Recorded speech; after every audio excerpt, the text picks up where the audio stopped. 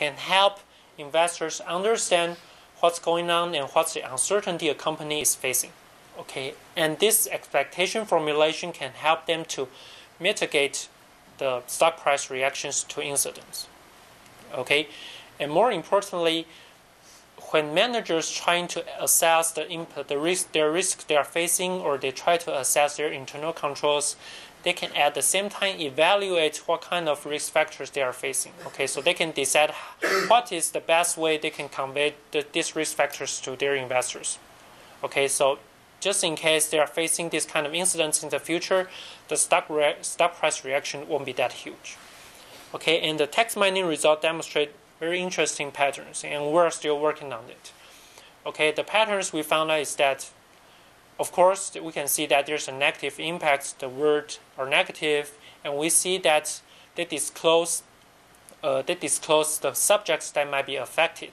Okay, and there's a change from availability type, for example, denial of service attack, or integrity type, for example, the virus attack, to confidentiality type incidents. And companies are more willing to disclose more things or more risk factors about confidentiality type incidents, just because we argue that because the direct or indirect impacts of this kind of incidents is much more larger than just a denial of service attack or virus attack. Okay, and the finding also, in fact, the text mining result also show that why there is a difference between the control group and the breach companies. So the thing we are working on is that we try to dig further, and we want to understand what caused these kind of differences. Okay, the breach company want to pretend that they're a control group, or they just want to keep adding all the possible risk factors they might face in the future. Okay, that's our next step. And that's all my presentation. And questions or comments? Anything?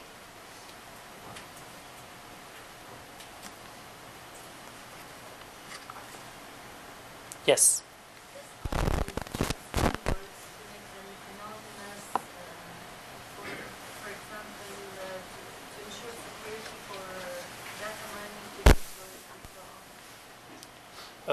Could you repeat your question again? I cannot hear you.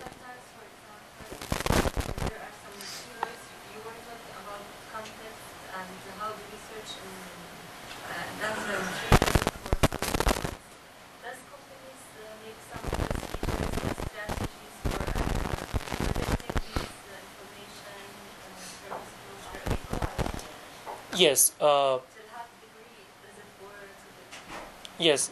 From previous researches, they found out that companies are not that willing to disclose this kind of information to the public because the competitors might take advantage of it, or the hackers might use that. We know that there's a breach in your system, right? So companies are not that willing to disclose this kind of information. So your question says that whether the firms are willing to disclose this certain key phrases in their disclosures.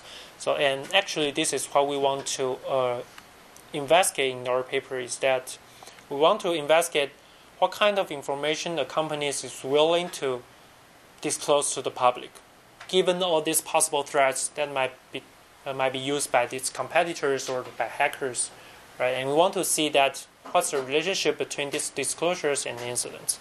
And also we'll try to find out that what are the benefit and cost trade-off that cause these disclosures to be announced to the public.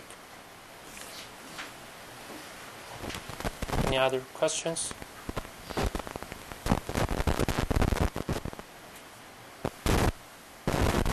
No? Okay, then thank you. If you have any questions, feel free to email me or just talk to me after the talk. Okay, thank you.